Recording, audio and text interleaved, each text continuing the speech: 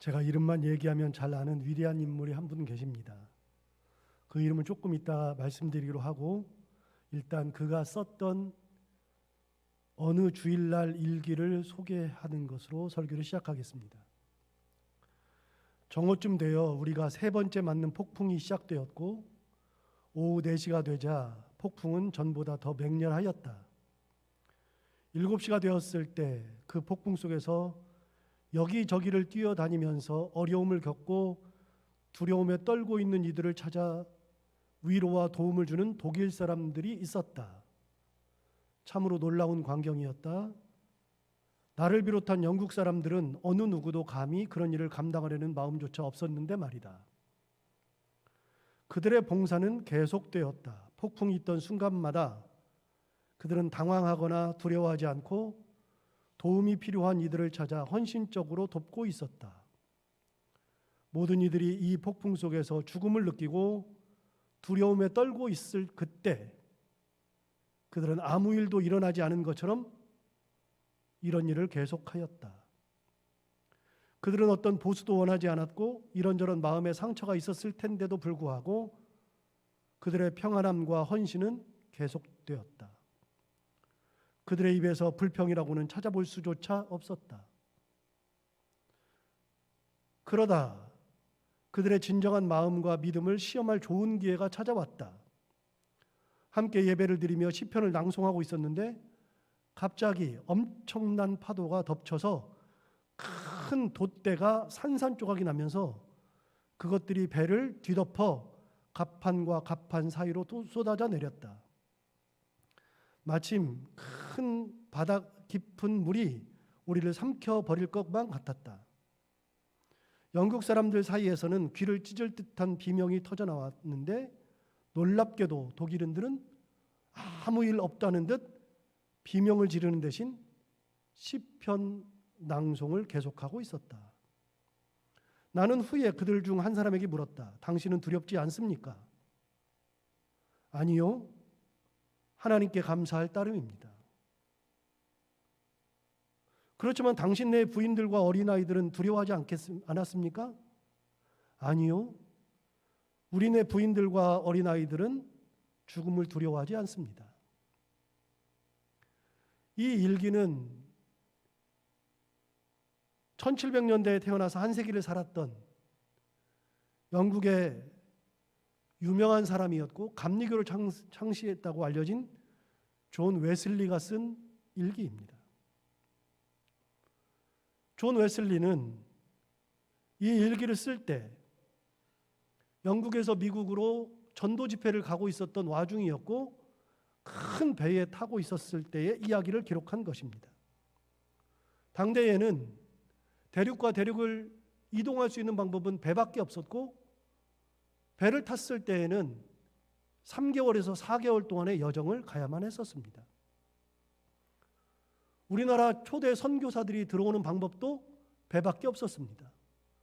그래서 미국 선교사들이 한국에 오는 것을 일기로 남긴 것을 보면 그들도 3개월에서 4개월 동안의 여행을 했었습니다. 그가 미국으로 향하던 배 안에서 폭풍을 만나 두려워 떨고 있었을 때 독일 사람이었던 모라비안 공동체 사람들은 의연한 행동을 하고 있었고 그런 과정 속에서도 사람들을 돕고 있었고 그런 과정 속에서도 찬양을 하고 있었을 때에 느꼈던 감정을 적은 거죠. 그의 일기에도 나오지만 존 웨슬리는 이 사건을 겪은 후에 자기가 가지고 있는 신앙이 무엇인지 자기가 설교하면서 살았던 목회자로서의 삶이 어떠했는지를 심각하게 돌아보는 계기가 되었고 이 심각한 영적 고민 이후에 제2의 삶을 살게 되죠. 폭풍 사건이 지나고 무사히 미국에 도착해서 전도 활동을 하고 있을 때 배에서 만났던 모라비안 공동체의 일원들을 다시 만나게 되었을 때 웨슬리가 아주 진지하게 자신의 신앙과 행동에 대한 조언을 부탁했습니다. 그때 모라비안 형제 중에 한 명이 이렇게 말합니다. 형제여, 당신 자신 속에 예수 그리스도에 대한 신앙에 대한 증인이 있습니까? 웨슬리는 갑자기 말문이 막혔습니다. 내가 지금까지 예수를 전했잖아요. 예수님 위해서 산다고 했잖아요. 주님은 내 구주라고 고백했잖아요. 그런데 묻는 겁니다. 당신 자신 속에 예수 그리스도의 증인이 있습니까? 신앙에 대한 큰 믿음의 증인이 있습니까? 물었을 때 그렇게 살고 그렇게 설교했는데 갑자기 말문이 딱 막힌 겁니다. 형제여, 당신은 예수 그리스도를 알고 있습니까? 그리고 믿고 있습니까? 또 물었습니다. 뭐뭐뭐뭐하다가 웨슬리가 대답합니다. 네, 나는 그분이 세상의 구주이심을 믿습니다. 그렇습니다. 그러면 그분이 당신을 구원하셨다는 사실을 알고도 있습니까?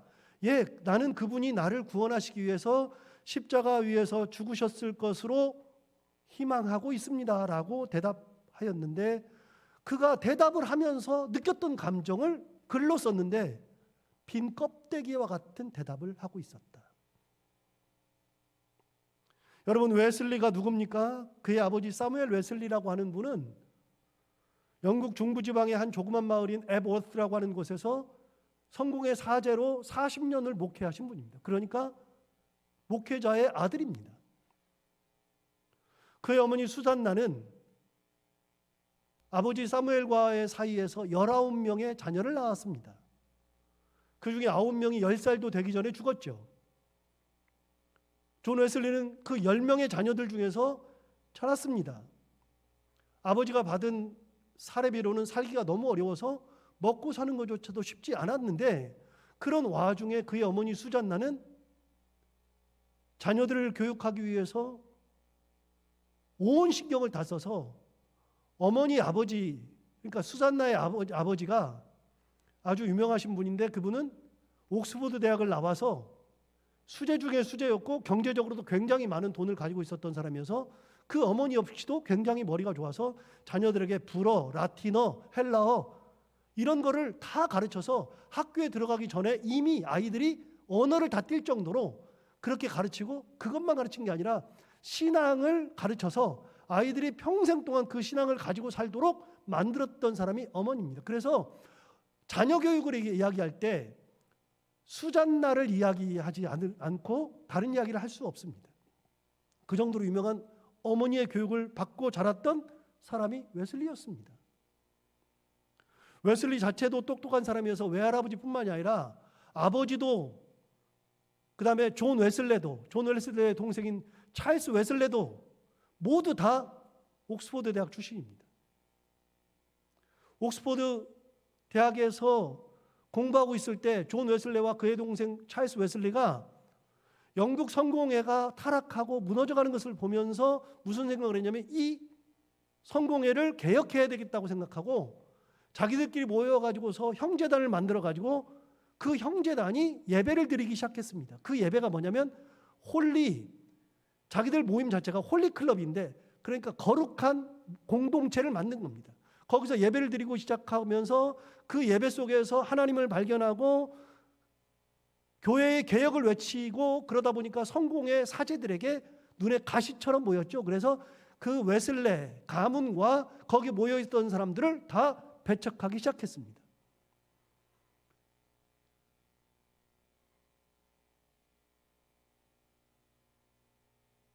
존 웨슬리는 거기에서 홀리클럽에서 같이 예배를 드리면서 했던 그 사람들과 함께 교회의 개혁을 외치고, 그리고 열심히 전도하고 길거리 전도하기 시작하고 길거리에서 설교하기 시작하면서 명성을 얻기 시작했습니다.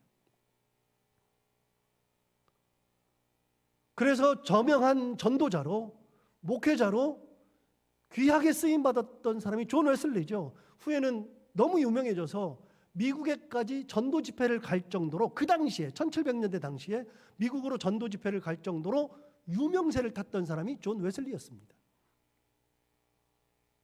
그러다 보니까 존 웨슬리는 1년의 반, 6개월은 미국에 살고 6개월은 영국에 살았습니다. 그 정도로 미국에서 하는 일들이 많았습니다. 그렇게 열정을 가지고 있었던 존 웨슬레가 배 안에서 폭풍을 만났을 때 허둥지둥하던 자기 모습을 본 겁니다. 나 살겠다고 허둥지둥하고 죽음 앞에서 두려워하는 자기 모습을 보면서 웨슬리가 심각한 고민을 하게 된 겁니다. 무슨 고민이요? 나는 당연히 죽음 앞에서는 이렇게 할 거라고 생각하는데 놀랍게도 알지도 못하는 독일 사람들, 이 사람들이 아주 태연하게 아무 일 없었다는 듯이 폭풍 속에서 죽음 앞에서 사람들을 위로하고 사람들을 도와주고 찬양하는 모습을 보고 심각한 고민을 하게 된 겁니다. 자기 자신의 실체를 알게 된 것이죠. 단 한 번도 자기 신앙을 의심한 적이 없었고 어려서부터 어머니에게 그런 교육을 받았고 그렇게 살기 위해서 홀리클럽을 조직했고 그렇게 전도 활동을 하고 있었고 귀하게 쓰임받고 있었고 그래서 자기 자신에 대해서는 의심한 적이 없었고 자기는 위대한 전도자라고 생각하고 살고 있었는데 어느 날 갑자기 폭풍 앞에서 무너지는 자기를 발견한 거죠. 반대로 모라비안들은 달랐습니다. 그 공동체 사람들이 모라비안주의자들인데 우리 그 신학교 다닐 때 교회사 배우면 세계교회사에 나오는 사람들이 모라비안주의자들이 나옵니다. 이 모라비안이라는 독일 사람들은요 원래 1500년대에 모라비안주의자들이 생겼습니다.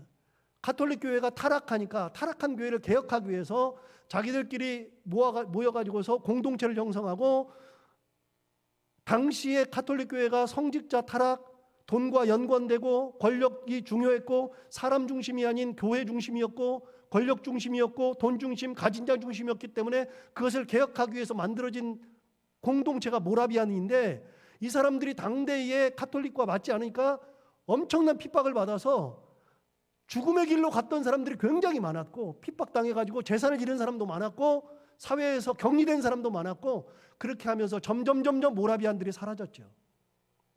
200년 사이에 거의 없어졌는데 1700년대에 진젠돌프라고 하는 사람이 나와서 그 사람이 모라비안주의를 다시 재건한 겁니다. 진젠돌프는 유명한 사람이었는데 경제적으로 돈도 많았고 똑똑하기도 했고 사회적으로도 유명한 사람이어서 그 사람이 신앙으로 살겠다라고 결심한 다음에 모라비안들을 다시 규합해가지고 모라비안 운동을 시작해가지고 독일의 경건주의 운동을 만들었던 사람이 진젠돌프인데 그 사람에 의해서 새로운 신앙의 공동체가 탄생한 겁니다. 200년 동안 죽음도 많이 당하고 재산도 뺏기고 여러 가지 어려움을 겪다 보니 모라비안들이 200년 사이에 남아있는 사람들은 정말 신앙을 가지기를 원하는 사람들, 신앙을 위해서 목숨을 바쳐도 될 만한 사람들만 딱 남아있는 그 사람들을 규합해서 모라비안 운동을 했으니까 그 사람들은 계속해서 고민이 뭐냐면 선조들이 다 죽었으니까, 순교회를 갔으니까, 재산을 뺏겼으니까, 사회적으로 격리당했으니까 그러니까 그 사람들 마음속에서는 항상 죽음이란 무엇인가? 이 땅에서 가지고 있는 것은 무엇인가? 고난이란 무엇인가? 이게 200년 동안의 화두였기 때문에 200년이 지나는 사이에서는 이 사람들 마음속에는 결정이 딱 된 겁니다. 아, 죽음이란 무엇인가? 죽음은 하나님께서 인생 가운데에 호흡을 붙여주고 있는 동안이 삶이고 하나님께서 데려가시면 죽음이다. 내가 그걸 좌지우지할 수 없으므로 하나님께서 내게 주신 은혜를 누리고 있는 이 땅에서 살아갈 동안에 하나님의 은혜 가운데 살아가고 죽음 앞에서 태연하게 천국에 갈 것을 바라보며 예수 그리스도를 바라보며 죽음 앞에서 태연하게 갈 수 있는 것이 죽음이다라고 이 사람들은 이미 자기의 신학 속에서 만들어진 겁니다. 그 신학을 가졌기 때문에 그 사람들은 죽음 앞에서 당황하지 않았습니다. 200년간의 경험 그리고 200년간의 그런 고난의 삶이 자기들의 신학을 만들었고 그 신학 속에서 그들은 죽음 앞에서 태어나고 죽음을 두려워하는 사람들 앞에서 태어나게 돕고 그들에게 천국의 희망을 전했던 거죠. 웨슬레와는 완전히 달랐습니다. 삶이 달랐고 신학이 다른 겁니다. 웨슬리는 입으로 외쳤는데 실제 자기가 죽음 앞에 서보니 당황하고 있는 나, 죽음을 두려워하고 있는 나, 천국을 생각하지 않고 살겠다고만 생각하는 내가 생각났다면 모라비안들은 이미 죽음에 대해서 초월했고 죽음 앞에 섰을 때 그리스도를 바라보며 천국에 갈 소망을 가지고 살았으므로 죽음을 대하는 자세가 달랐고 그 이후로 웨슬레의 삶이 완전히 변한 겁니다. 여러분, 1998년에 개봉된 영화 중에 타이타닉이라는 영화가 있죠. 그 영화는 꼭 볼만합니다. 뭐 그 영화 야한 장면도 나오고요. 뭐 그렇긴 한데 그게 문제가 아니고 그 영화의 맨 마지막을 봐야 됩니다. 그 영화의 맨 마지막에 타이타닉호가 침몰할 때 영국 리버풀에서 뉴욕까지 가는 배인데 이것도 역시 3개월을 가야 하는 배입니다.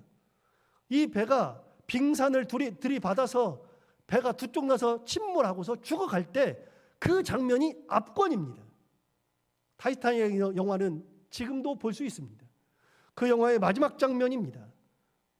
사람이 죽음 앞에 서 있을 때 어떤 모습을 보이는가? 그 공포심 얼마나 두려운가? 저도 가끔 그런 공포심을 느끼는데 비행기를 타다 보면 난기류를 만나가지고 비행기가 갑자기 툭 떨어지는 경우 있죠. 그럼 막 저도 옛날에 그렇게 툭 떨어지면 으아 그러면서 막 꽉 잡아요. 근데 나중 생각해 보니까요, 잡을 필요가 없더라고요. 잡으면 뭐 하는데? 그래서 툭 떨어지면 하나님 뭐 이제는 그러고 있는데 처음에는 저도 안 그러더라고요. 꽉 잡아요. 잡아야 아무 필요 없는 거. 여러분, 사람이 죽음 앞에 섰을 때는 당황하기 마련입니다. 두려워하기 마련이죠. 그 타이타닉에서 침몰하는 배에서 여러분 2220여 명이 타고 있었는데 2000명, 2200명 넘게 타고 있었는데 그 중에 1500명이 죽었습니다. 아비규환입니다. 그렇게 죽어가고 있었을 때 사람이 어떤 모습을 보이는가?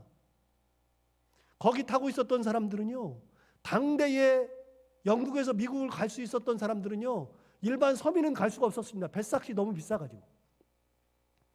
귀족들만 타고 있었고, 경제력이 아주 좋은 사람만 타고 있었고, 사회적으로 유명한 사람들만 타고 있었고, 부족함이 없는 사람들이 타고 있었는데 그 사람들이 배가 침몰하는데 아비규환입니다. 가만히 보니 경제력이 필요 없고 사회적 지위가 필요 없고 지식이 필요 없고 자기가 귀족이어도 필요가 없습니다. 죽음 앞에 딱 섰을 때 인간의 모습이 어떤 모습인가? 죽음 앞에 섰을 때 아비규환입니다. 그때 마지막 장면에서 그 배에는 사람들이 노는 거, 그래서 수영장도 있고 뭐 카드놀이도 할 수 있고 그다음에 음악회도 열리고 그래서 음악회를 위해서 고용되었던 사람들, 현악하시는 분들, 그분들이 거의 단장을 비롯한 몇 명이 그 단장이 자기 현악하는 사람들을 모아서 침몰하는 배 가운데에서 그 사람들을 불러놓고 연주하자. 그래서 연주하는 곡이 찬송가에 나오는 내 주를 가까이 하게 함은 이 곡입니다. 그 곡을 배에서 침몰하는 배에서 연주하고 있는데 그 장면을 보는 순간에 죽음이 무엇인가, 마지막 장면은 무엇인가 굉장히 많이 생각하게 되는 그런 장면이 마지막에 흘러나옵니다. 그런 침몰하는 속에서도 음악으로 사람의 두려움을 날려버리는 사람들이 있고 죽음을 맞이하는 사람들도 있는데 아비규환하고 있는 사람들도 있더라고요. 아비규환 속에서도 평안을 줄 수 있고 죽음으로 인한 공포 속에서도 얼마 정도의 평안을 선사해 줄 수 있었던 그 음악, 그런 삶을 살아갔던 사람도 있는 겁니다. 여러분, 존 웨슬리는 한 번도 생각해 보지 못한 죽음을 생각한 겁니다. 그러고 나서 그의 인생이 바뀌었습니다. 설교 내용이 바뀌었습니다. 지금까지 예수님께서 살아 계시다 그랬습니다. 천국이 있다 그랬습니다. 안 한 것이 아닙니다. 그런데 그 사건을 경험한 이후에는 완전히 달라졌습니다. 하나님은 진짜 살아계시고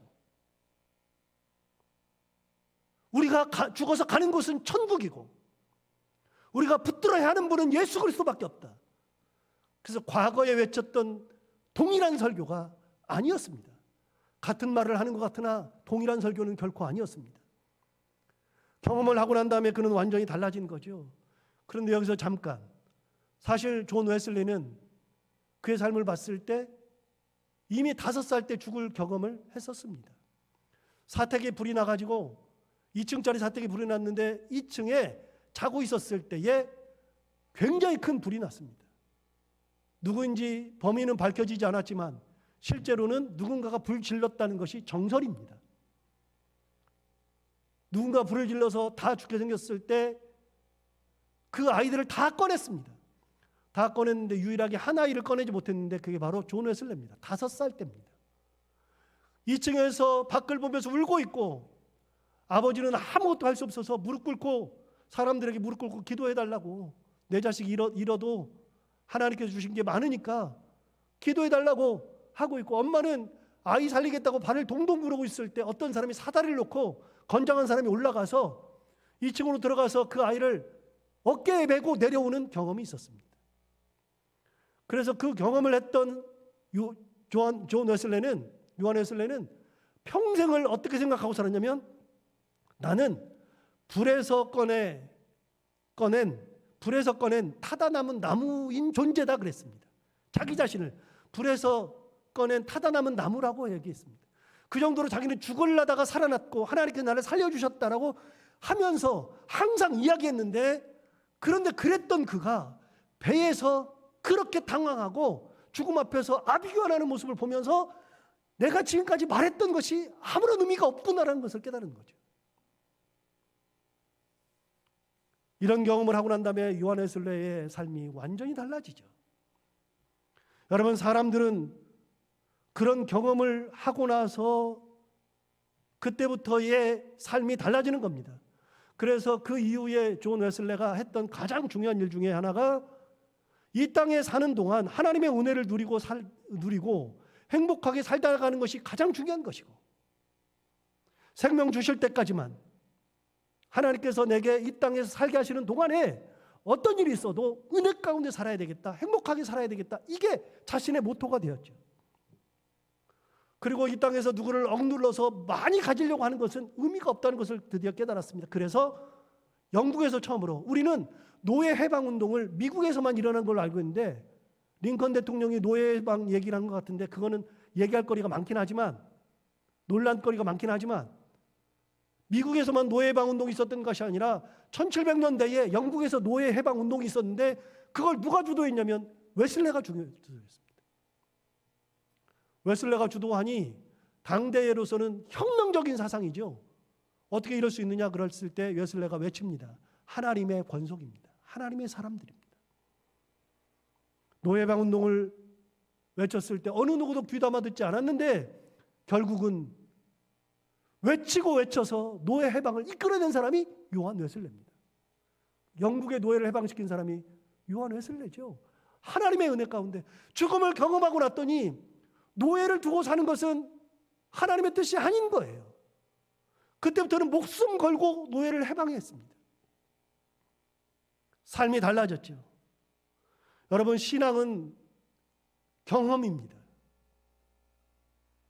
내가 무엇을 경험하느냐에 따라서 신앙의 형태가 달라지고 신앙의 깊이도 달라지고, 하나님은 언제 어디서 어떻게 경험했느냐에 따라서 모든 것이 다 달라지게 되어 있습니다. 이런 경험을 가장 극적으로 한 사람이 사도 바울이죠. 사도 바울은 다메섹 도상에서 하나님을 만났으니까, 예수를 만났으니까, 그리고 났더니 사도 바울이 완전히 달라져서 경험의 신앙으로 바뀌고 나니까 목숨 걸고 예수를 전했습니다. 아무리 막아도 막을 수가 없었습니다. 죽으러 가겠다 그랬을 때 사람들이 죽으러 가지 말라고 아무리 말려도 사도 바울은 끝까지 죽음의 길을 갔습니다. 결국은 말리던 사람들이 말리지 못해서 그 길을 가는 사도 바울을 위해서 같이 기도하면서 축복해주고 그 길을 믿음으로 보내줬습니다. 경험이 달라지면 신앙이 달라지는 겁니다. 그래서 기독교는 경험의 신학입니다. 말로만 듣는 신앙이 아니라 경험을 해야 되는 신앙입니다. 하나님 경험, 예수 그리스도 경험, 고난 경험, 그런 가운데서 내게 역사하시는 하나님의 놀라운 은혜, 역사, 이거를 경험해야만 삶이 달라지는 겁니다. 신앙이 달라지는 거죠. 아무리 떠들어봐야 의미가 없습니다. 여러분, 하나님께서 이 경험을 이스라엘 백성들에 하게 해주셨고 이 경험을 대대로 남기라고 하셨습니다. 그게 오늘 본문에 나오잖아요. 이스라엘 백성들이 430년 동안 종살이 했고 40년 동안 광야살이 했고, 그리고 이제 가나안 땅에 들어가서 가나안 땅을 정복해서 자기 땅으로 만들 때가 되었습니다. 가나안 땅으로 들어가기만 하면 되는 거죠. 여러분, 그렇게 약속한 지 600년이 지나서 가나안 땅을 얻게 되었을 때 하나님께서 약속하시니까 그냥 주면 되잖아요. 싸울 건 뭐 있어요? 하나님께서 뭐 다 없애버리면 되는 거지. 그런데 가나안에 가서 정복 전쟁을 하라는 겁니다. 싸워서 이기라는 겁니다. 그런데 여러분, 싸워서 이기라는 것 자체가 무슨 의미를 가지고 있어요? 내가 저 사람 죽이고 내가 그 땅 뺏어야지가 아니라 싸워서 이기기 위해서는 내가 저 사람을 이길 수가 없는데 어떻게 하면 이겨요? 은혜를 입어야죠. 기도하는 공동체 만들고 하나님을 의지하는 공동체를 만드는 거죠. 그냥 주실 수 있는데 하나님 그냥 주시지 않습니다. 그런데 정복 전쟁을 하기 전에 가나안 땅에 들어갈 때, 요단강 동편에서 서편으로 들어갈 때 드디어 요단강만 건너면 가나안 땅이고 그때부터는 정복 전쟁이 시작됩니다. 그런데 하나님께서 요단강을 건널 때 무슨 말씀을 하시는가 하면 오늘 본문이 바로 그런 말씀인데, 건널 때 어떻게 하시냐면 하나님께서 이렇게 하십니다. 방법이 아주 특이하죠. 요단강을 건널 때 제사장들이 법궤를 맵니다. 법궤를 어깨에 메고 요단강을 딱 들어가면 제사장이 요단강 물을 밟는 순간 물이 딱 끊깁니다. 갑자기 요단강이 흐르지 않습니다. 그런데 뭐 더 놀라운 얘기는 나중에 이제 기회가 되면 하고요. 성경을 보면 발을 딱 대니까 물이 쫙 갈라져서 이 물이 쫙 갈라져가지고서 갑자기 길이 난 것이 아니고요. 성경을 보니까 이미 발을 밟기 전에 하나님께서 위에서부터 요단 강물을 막았습니다. 하나님 뭐까지 계산하시냐면 밟을 시간까지 계산해서 이미 막아놓고, 막으니까 나중에 물이 오긴 오는데 그 물은 이미 막은 다음에 마지막 물이 오고 밟는 순간에 그 물이 싹 지나가서 굉장히 넓은 곳에서 길이 난 겁니다. 그런데 제사장이 법궤를 메고서 요단강을 딱 밟았을 때 물이 딱 끊겼죠. 제사장이 먼저 들어갑니다. 그러면 그 뒤를 이스라엘 백성들이 따라가죠. 법궤를 맨 사람이 4사람이 쫙 들어가면 뒤를 따라가는데, 그 법궤를 맨 사람이 요단강에 딱 가면 요단강의 한 중간에 법궤를 맨 사람 제사장들이 딱 섭니다. 그 자리에 서면 이스라엘 백성들은 제사장들 옆을 지나갑니다. 제사장들은 가만히 서 있고 이스라엘 백성 200만이나 되는 사람들이 계속해서 지나갑니다. 다 지나간 다음에 제사장이 맨 마지막으로 나오는 겁니다. 그런데 하나님께서 뭐라고 말씀하셨냐면 이스라엘 백성들이 다 지나간 다음에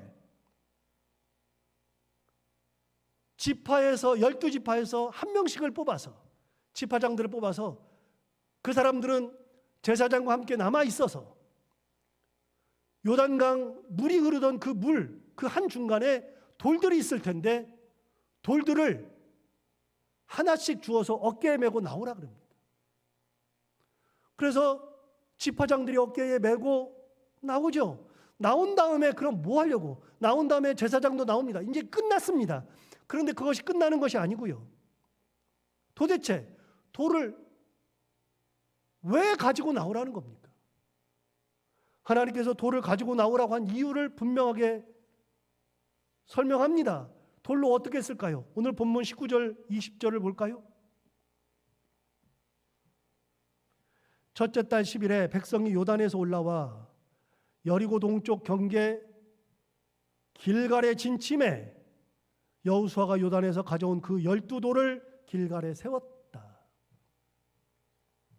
이스라엘 백성들이 나와가지고서 요단강 서편 가나안 땅에 기지를 만들었는데, 전초 기지를 만들었는데, 본부를 만들었는데 그 본부가 바로 길갈입니다. 길갈에다가 본부를 딱 만들고 거기에 이스라엘 백성들이 진을 쳤을 때 길갈에다가 뭐 하라 그랬어요? 그 12돌을 세워놓아라, 그렇게 말씀하십니다. 요단강 물에서 가져온 돌을 길갈에다가 딱 세워놓아라. 도대체 길갈에 세워서 뭐 하려고요? 돌탑을 세워서 뭐 하려고요? 21절 22절을 보겠습니다. 이스라엘 자손들에게 말하 이르되 후일에 너희의 자손들이 그들의 아버지에게 묻기를 이 돌들은 무슨 뜻이니까 하거든 너희는 너희의 자손들에게 알게 하여 이르기를 이스라엘이 마른 땅을 밟고 이 요단을 건넜음이라. 여러분, 길갈에 돌이 세워져 있습니다. 길갈에 돌이 세워져 있고 시간이 많이 흘러서 사람들이 그 정복전쟁을 경험하지 못한 아이들이 태어나서 그 아이들이 길갈에 와가지고서 저 탑은 뭐야? 아빠, 저 탑이 뭐죠? 왜 저기다 세워놨죠? 그랬을 때 너희들이 그 자녀에게 이르기를 이 돌들은 하나님께서 이스라엘 백성들을 마른 땅을 밟고 지나가게 하신 표다. 가르쳐 주어라. 분명히 물을 거라는 겁니다. 그럼 가르쳐 주라는 겁니다. 누가요? 경험한 자들이 경험하지 않은 자들에게. 요한 웨슬레가 죽음 앞에 서서 폭풍 속에서 하나님을 경험하고 자기 자신을 심각하게 고민한 다음에 그 다음에 사람들을 다시 세웠던 것처럼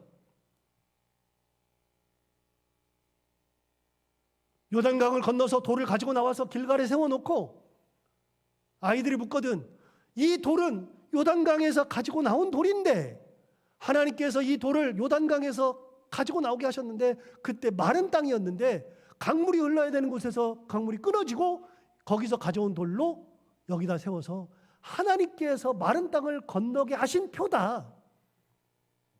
경험한 자가 경험하지 못한 자에게 가르쳐 주라는 겁니다. 그러면 아이들이 도대체 말도 안 되는 소리예요? 할 수 있죠. 23절, 24절 계속해서 보겠습니다. 이것에 대한 설명을 해줍니다.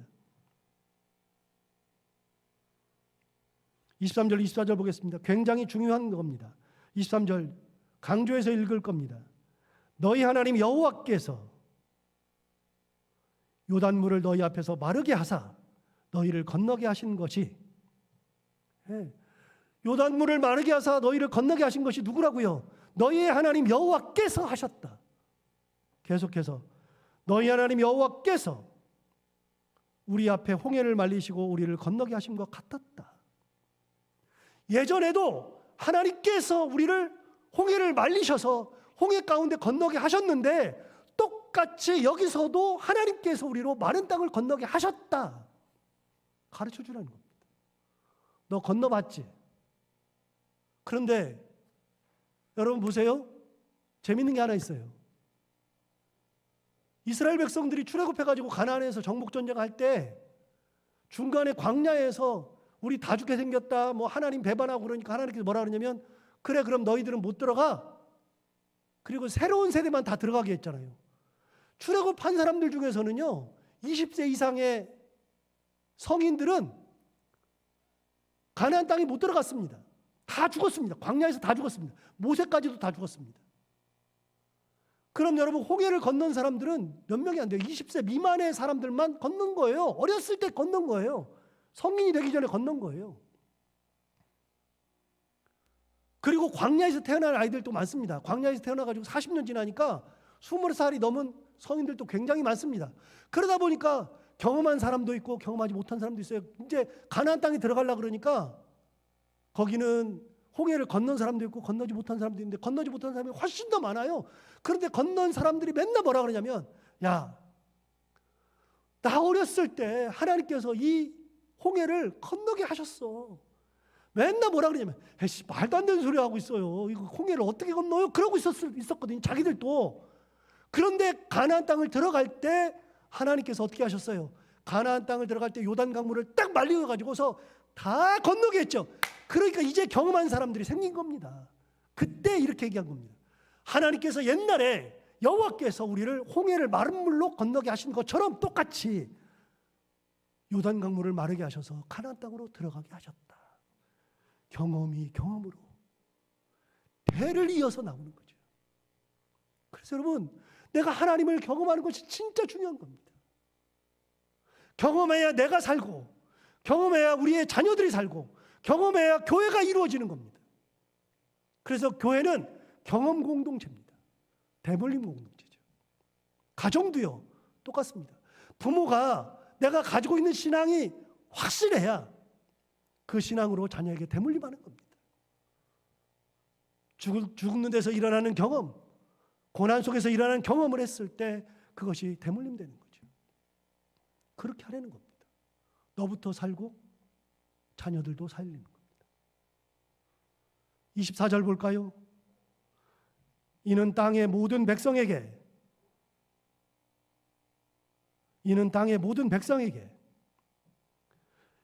여호와의 손이 강하신 것을 알게 하며 너희 하나님 여호와를 항상 경외하게 하려 하심이라. 자녀들에게 그렇게 가르치는 겁니다. 묻거든 가르치라. 내가 경험해 보니 하나님이 강하시더라. 여호와의 손이 강하시더라. 진짜 하나님 강하시다. 하나님 여호와를 항상 경외하면서 살아야 되겠다. 나도 보니 하나님을 경외하는 것이 가장 귀한 거다. 여러분 다시요. 이 돌탑은 길갈에 세워졌습니다. 훗날 이 얘기인데 훗날까지 갈 것이 없습니다. 여러분 길갈이 가나안 정복 전쟁의 본부라 그랬습니다. 그러면 아침에 전쟁하러 나가서 며칠 있다가 돌아옵니다. 돌아올 때 길갈로 돌아오죠. 몇십 년간을 길갈이 본부였기 때문에 전쟁하러 나갔다가 전쟁하러 들어옵니다. 그럼 어떤 일이 벌어질까요? 전쟁하러 나갈 때 돌탑을 보고 나가죠. 그럼 그 돌탑을 볼 때 무슨 생각이 들어요? 하나님께서 우리에게 은혜를 주셔서 요단강을 건너게 하신 하나님. 이제 우리가 전쟁하러 나갈 때 하나님께서 우리를 지키셔서 다시 은혜를 주실 하나님을 기대하고 가는 거죠. 믿고 가는 거죠. 전쟁을 끝나고 돌아올 때, 이기고 돌아올 때, 다시 길갈로 돌아올 때 돌탑을 또 봅니다. 보면서 무슨 생각이 들어요? 하나님께서 요단강을 말려서 우리를 이렇게 은혜를 주셔서 여기까지 건너게 하셨는데 그 하나님이 이번에도 은혜를 주셔서 우리로 이기게 하셨도다. 내가 한 것이 아니라 하나님께서 하신 거다. 이게 신앙이죠. 여러분 신앙은 귀로 듣는 것은 신앙이 아니에요. 그래서 욥이 말합니다. 내가 지금까지 하나님을 귀로만 들었는데 이제는 내가 눈으로 배움나이다. 욥기 42장. 그런데 여러분 놀라운 게 하나 있습니다. 진짜 욥이 하나님 봤어요? 안 봤어요. 욥기를 보면 하나님 본 기억이 없어요. 기록이 없어요. 그런데 뭐라 그랬냐면 내가 지금까지는 하나님을 귀로만 들었었더니 이제는 내가 눈으로 주를 배움나이다. 눈으로 본 적도 없는데 눈으로 봤대요. 뭔 말이에요? 욥이 그 어려움을 당해서 죽을 고비 앞에서 여러 어려움 속에서 하나님을 경험하고 났더니 하나님은 안 보이는데 하나님이 보이기 시작한 거예요. 이게 뭐예요? 경험의 신앙. 하나님이 요단을 건너게 하신 그 은혜. 그런 은혜가 저뿐만이 아니라 사랑하는 모든 우리 성도들에게 같이 있어서 내가 하나님을 굳건히 믿고 여러분 세상의 풍파가 아무 상관이 없어요. 폭풍이 있어도 상관없어요. 폭풍이 있어도요. 이런 생각하면 돼요. 에스더처럼 죽으면 죽으리다 하면 되고요. 더 나아가서 진짜 죽으면 가면 되지 뭐 천국에. 우리 거기 가려고 하는 거 아니에요? 예수 믿어서 좋은 게 뭐예요? 다른 사람들은 예수 믿기 전에 죽음을 엄청나게 두려워해요. 예수 믿어서 좋은 게 뭐예요? 우리 죽으면 어디 가요? 찬송하면서 가는 거예요. 그 길을. 은혜 길을 가는 거죠. 이게 내가 하나님을 만나고 하나님을 깊이 경험한 자들의 고백인 겁니다. 이런 고백의 삶이 우리 가운데 있고 자녀들에게 대물림되는 그런 귀한 신앙의 삶을 살아가는 저희들 모두가 다 되기를 바랍니다.